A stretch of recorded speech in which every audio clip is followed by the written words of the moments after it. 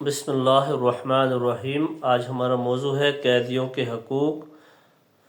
اسلام مکمل دین ہے، یعنی مکمل ضابطہ حیات ہے، اور ایسا ضابطہ حیات جو قیامت تک کے لیے ہے۔ جہاں پیدائش سے انتقال تک رہنمائی فرمائی ہے، وہاں اسلام نے ہر حالات و حادثات میں رہنمائی فرمائی، اور چونکہ دین اسلام قیامت تک کے لیے ہے، اب کوئی نبی یا رسول نہیں آئے گا، لہٰذا آج کے دور میں بھی خالق نے رہنما اصول بتائے ہیں۔ اسلامی غزوات فتوحات میں نبی کریم صلی اللہ علیہ وسلم نے ان کا عملی نمونہ صحابہ کرام رضی اللہ عنہم اجمعین اور امت کو بنایا ہے، یعنی قیدیوں کی کس طرح سے تربیت کی جائے، اور اگر کوئی شخص جانے انجانے میں خطا کر بیٹھے تو اس کو کس طرح معاشرے میں قابل قبول اور کامیاب انسان بنایا جائے۔ اسلام اس کی بے پناہ مقبولیت کا ایک سبب مساوات ہے، جس سے صدیوں سے درماندہ لوگوں کو نئی زندگی ملی، اور وہ مظلوم طبقہ جو ظالموں کے رحم و کرم پر تھا، اسے اسلام کے دامن محبت میں بے پناہ ملی۔ ماضی قریب میں بھی افغانستان میں طالبان کے دور حکومت میں نہ صرف اسلامی تعلیمات کا عملی نمونہ پیش کیا گیا، بلکہ اس کے ذریعہ سے بہترین اسلامی سیاست و صحافت اور تبلیغی فریضہ سر انجام دیا گیا۔ لہٰذا ایک طرف میدان میں شکست کفار دوچار ہوئے، دوسری طرف قیدیوں کے قبول اسلام کی ایک طویل داستان ہے جن پر کتب لکھی جا چکی ہیں۔ اسلام نے جہاں اعلیٰ اخلاقیات کا حکم دیا، وہیں مجرموں اور قیدیوں کے حقوق بھی بیان کر دیے تاکہ کسی کے ساتھ کوئی ظلم نہ ہو سکے۔ دین اسلام نے انسان ہونے کے اعتبار سے قیدیوں کے ساتھ بھی حتی الامکان حسن سلوک رکھنے کا درس دیا۔ کوئی شخص بھی پیدائشی مجرم نہیں ہوتا، اور مجرم کو قید کرنے کا مقصد انسداد جرائم ہے تاکہ معاشرے میں امن و سکون قائم ہو۔ دوسری طرف قید کا مقصد جرم کا بدلہ اور سزا مقصود ہوتی ہے، اور اس سے یہ بھی مقصود ہوتا ہے کہ دوران قید اس کی اصلاح کی جائے۔ سزا اس لیے دی جاتی ہے کہ معاشرہ مجرم کی تخریبی کارروائیوں سے محفوظ ہو جائے اور اس کی اصلاح بھی ہو جائے۔ جب مجرم کو آزاد معاشرے سے الگ کر کے قید رکھا جائے تو اس پر آزادی کی قدر و منزلت واضح ہو جاتی ہے۔ دور قدیم میں قید کی سزا کو مزید تکلیف دہ بنا دیا جاتا تھا، جیسے مار پیٹ کرنا، قیدیوں کے فاقے سے رکھنا، آگ میں ڈالنا یا لوہے کو آگ میں پگھلا کر داغنا، جیسا کہ دور جدید کے بعض قید خانوں میں سگریٹ سے داغا جاتا ہے۔ لیکن آج کے دور میں قید کی سزا کو جدید ترین خیالات سے ذریعے سہولتوں والا بنایا جا رہا ہے۔ یہ بھی تصور کیا جاتا ہے کہ قید کی سزا کو جتنا سخت رکھا جائے اتنا بہتر ہے، تاکہ مجرم کو پہلے سے یہ احساس ہو کہ مجھے اس جرم کے بدلے کتنی اذیت کا سامنا کرنا پڑے گا۔ اس قدر جرائم کے انسداد اور ان کے خاتمے میں مدد ملے گی اور مجرم کی اصلاح ہوگی۔ لیکن اس خیال کی تردید میں کہا جا سکتا ہے کہ قید کی سزا اگر سخت بھی ہو، لیکن اس سے مجرم کو جرم سے باز نہ رکھا جا سکے یا قیدی کی اصلاح نہ کی جا سکے تو پھر قید کے اندر سختی کا مقصد ختم ہو جاتا ہے۔ اسلام یہ تعلیم دیتا ہے کہ انسان اگر دنیا میں اپنے اعمال کی سزا پالے اور آئندہ توبہ کر لے تو اسے آخرت کی سزا نہیں ملے گی۔ اس بارے میں بھی قیدیوں کا ایمان مضبوط بنانا چاہیے، عبادات میں قیدیوں کو مصروف کرنا چاہیے۔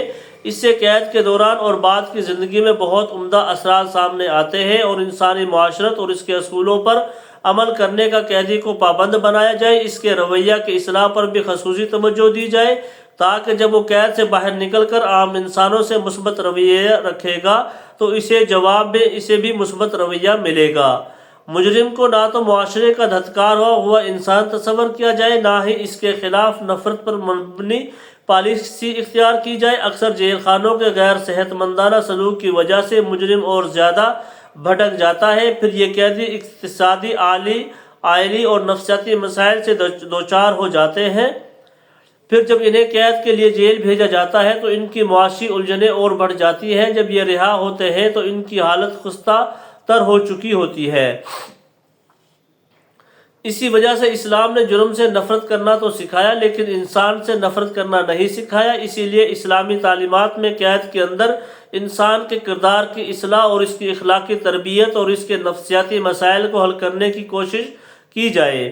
خاص طور پر اس کے ایمان کے بارے میں محنت کی جائے۔ قیدی کے اندر برے اخلاق یعنی بری عادتوں کو اس کے اندر سے نکالنے کی کوشش کی جائے، جیسا کہ جھوٹ، غیبت، بہتان تراشی اور جھوٹی گواہی وغیرہ۔ इनमें खिदमत खलक के जज्बात पैदा करना, कैदी को एक आम इंसान की तरह आदाब सिखाना जैसे मुलाकात के आदाब, महफिल में जाने और बैठने के आदाब वगैरह, मनफी जज्बात से बचने की तरबियत देना, मनफी जज्बात में आकर किसी किस्म के जुर्म से बचने की तरबियत देना जैसे जज्बा इंतकाम और गुस्से के जज्बात वगैरह, ताकि वो जेल से बाहर निकलकर इसी खिदमत के जज्बे की वजह से मुआशरे का मुफीद फ़र्द बन जाए। ये तमाम अमूर दर हकीकत कैदियों की इस्लाह और किरदार साजिश का मौसर ज़रिया है, जिन पर अमल करके मुजरिमाना जहन रखने वाले कैदियों की इस्लाह की जा सकती है। इस बना पर असर हाजिर में नुमाया खिदमत में जामिया अशरफिया और जामिया तालीमुल कुरान कैदियों की तरबियत में सुबह शाम मसरूफ़ अमल है। कई जेल खानों में कैदियों के लिए दीनी व मजहबी और इखलाकी तरबियत का भी अहतमाम किया गया, जिससे बहुत ही मुफायद नताइज सामने आए। चनाचा उनके लिए कुरान मजीद की तालीम का अहतमाम किया गया और जेलों के अंदर तर्जमा के साथ कुरान हकीम की तालीम देना शुरू की। हमारे स्कॉलर्स के एक प्रोग्राम भी तरतीब दिया कि पाकिस्तानी जेलों में जो अनपढ़ कैदी है इन्हें मरवजा तालीम दी जाए, यहाँ तक कि अगर वो मैट्रिक पास करते हैं तो इसकी कैद से कुछ साल कम कर दिए जाए, और अगर वो FA ग्रेजुएशन या मास्टर पास करता है तो इसकी सज़ा में एक हद तक तखफीफ कर दी जाए। इसलिए आज ये वक्त की बहुत बड़ी ज़रूरत है कि कैदियों के लिए सहूलियात पैदा की जाए। खुद नबी करम सल्लल्लाहु अलैहि वसल्लम ने एक शख्स को मुफाद आमा के पेश नज़र कैद फरमाया कि इस पर चोरी का इल्ज़ाम था, लेकिन जब इसके जुर्म को साबित ना किया जा सका तो आप सल्लल्लाहु अलैहि वसल्लम ने इसे छोड़ दिया। इस्लाम ने कैद के अंदर सज़ाओं को शामिल करने के बजाय कैद को मुस्तकिल एक सज़ा करार दिया है। इसलिए जो मुआशरे की सख्त तरीन जुर्म की कैफियतें हैं, इनमें तो इस्लाम ने सख्त सज़ाएँ रखी हैं, क्योंकि वो सब ऐसे जराइम हैं कि जिनके ख़तरनाक होने के बारे में कोई इख्तलाफ नहीं है, और उन जराइम का इर्तिकाब करने वालों को मुआशरे से अलग कर देना या मुल्क से निकाल देना, ये भी मुआशरे से को बचाने के लिए ज़रूरी करार दिया गया। कैद के अंदर इस्लाह के पहलू और इखलाकी व नफ्सियाती तरबियत का अहतमाम किया जाए। इस्लाम ने हमेशा इस पर जोर दिया है कि तमाम इंसान अल्लाह की नज़र में बराबर है। चनाचा इस्लामी तालीमात में कैद के दौरान कैदी की बीवी और बच्चों से मुलाकात और इसके इंसानी हकूक़ का बहुत ख्याल रखा है। इसके लिए बाकायदा वक्फ़ा इस्लामी में ज़ाब्ते बनाए गए हैं। इसी तरह समाजी मसलों में कैदी को आम जिंदगी से बिल्कुल काट के रख देना, यहाँ तक कि इसे गैर मुफीद फ़र्द बना देना, ये भी बहुत बड़ा अलमिया है।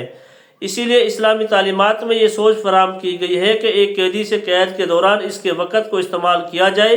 खुद नबी सल्लल्लाहु अलैहि वसल्लम ने कैदियों से मुआशरती खैर के पहलू इख्तियार किए, और यहाँ तक कि इन कैदियों से कहा गया कि हर कैदी मुआशरे के अंदर के इतने अफराद को तालीम दे दे तो इसे आज़ाद कर दिया जाएगा।